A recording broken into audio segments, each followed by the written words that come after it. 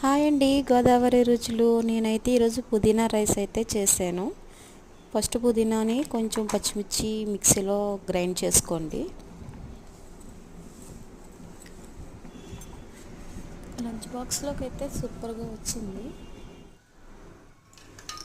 తర్వాత జీడిపప్పుని కొంచెం ఆయిల్లో ఫ్రై చేసుకుందాం.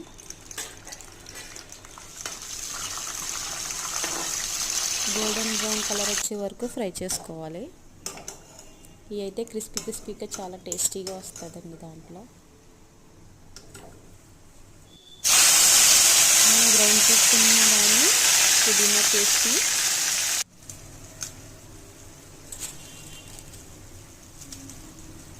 సాల్ట్ వేసుకోవాలి. తర్వాత కొంచెం గరం మసాలా కూడా యాడ్ చేసుకుందాం.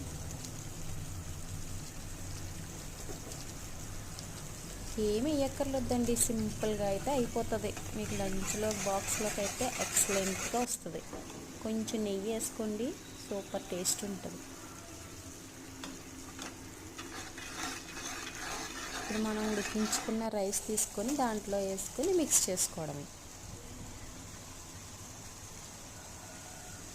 బాగా మిక్స్ చేయండి.